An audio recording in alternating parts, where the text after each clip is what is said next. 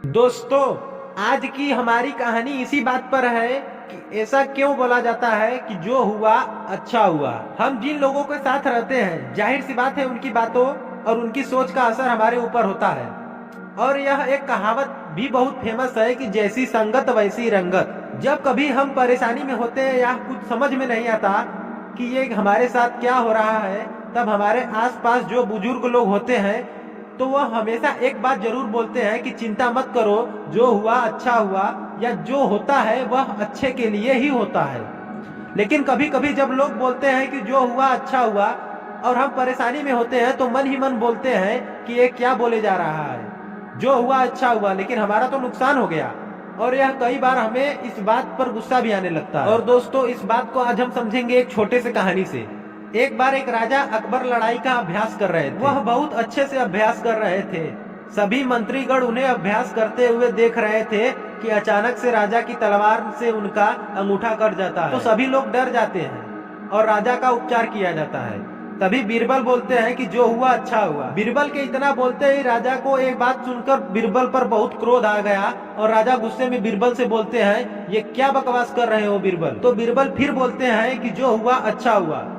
इतना सुनते ही राजा अकबर अपने सिपाहियों से बोलते हैं कि बीरबल को पकड़कर कारावास में डाल दो। इसकी इतनी हिम्मत, मेरा अंगूठा कट गया और ये बोल रहा है कि जो हुआ अच्छा हुआ।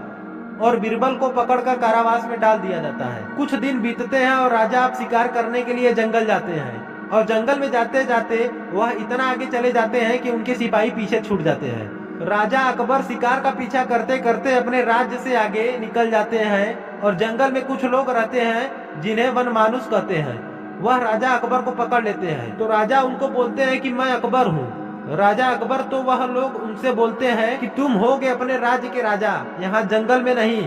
और वह राजा को पकड़कर बलि देने के लिए तैयार करते हैं। अब जब राजा की बलि देने का समय आया तो वो लोग एक बुजुर्ग आदमी को बुलाते हैं। वो जांच करता है कि बलि पूर्ण है या नहीं। तो वह व्यक्ति जांच करता है और जांच करने के बाद बोलता है, इस व्यक्ति की बलि नहीं लग सकती क्योंकि इसका तो अंगूठा कटा हुआ है, इस व्यक्ति को छोड़ दिया जाए।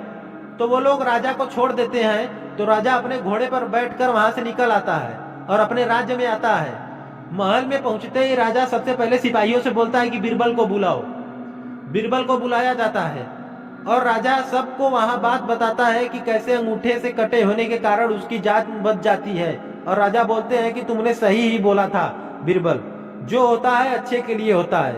लेकिन राजा अकबर बोलते हैं, ये तो मैंने माना कि अंगूठे का कटना मेरे लिए अच्छा हुआ, लेकिन तुम्हें जेल जाना पड़ा तो इसमें तुम्हारे साथ क्या अच्छा हुआ।